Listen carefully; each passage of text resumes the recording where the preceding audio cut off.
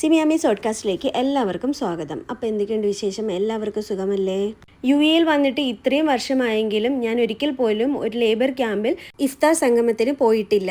ഇത് ആദ്യമായിട്ടാണ് ഞാനൊരു ലേബർ ക്യാമ്പിൽ ഇഫ്താർ സംഗമത്തിൽ പങ്കെടുക്കുന്നത്. അനന്തപുരി കൂട്ടായ്മയുടെ ഭാഗമായിട്ടാണ് ഇത്തവണ സജ്ജയിലെ ലേബർ ക്യാമ്പിൽ ഞാൻ ഇഫ്താർ സംഗമത്തിൽ പങ്കെടുത്തത്.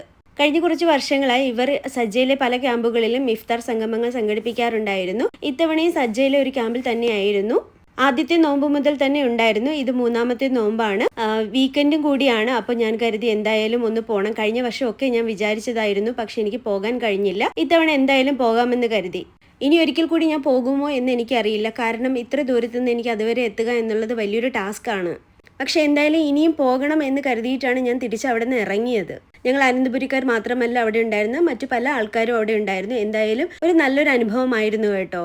നോമ്പ് വേനൽക്കാലത്താവുമ്പോൾ വളരെയേറെ ചൂടും ഇവിടെയൊക്കെ നമുക്ക് നിൽക്കാനൊന്നും പറ്റാത്ത അവസ്ഥയൊക്കെ ആയിരിക്കും. പക്ഷെ ഇത്തവണ ഫെബ്രുവരി അല്ലേ, നല്ലൊരു കാലാവസ്ഥയായിരുന്നു. നല്ല തണുത്ത കുളിർക്കാറ്റും ഒക്കെ ഉണ്ടായിരുന്നു. എന്തായാലും എല്ലാവരും വളരെയധികം മത്സരിച്ച് തന്നെ പ്രവർത്തിക്കുന്നുണ്ടായിരുന്നു. എനിക്കും അതിൻ്റെ ഒരു ഭാഗമാകാൻ കഴിഞ്ഞതിൽ ഒരുപാട് സന്തോഷം.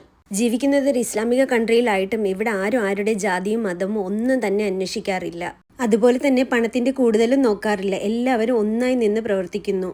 അപ്പോൾ എൻ്റെ വീഡിയോ ഇഷ്ടപ്പെടുകയാണെങ്കിൽ സബ്സ്ക്രൈബ് ചെയ്യാനും ലൈക്ക് ചെയ്യാനും ഷെയർ ചെയ്യാനും കമൻറ്റ് ചെയ്യാനും മറക്കരുത്. മറ്റു വീഡിയോയുമായി വീണ്ടും വരാം. അതുവരെയ്ക്ക് ബായ്.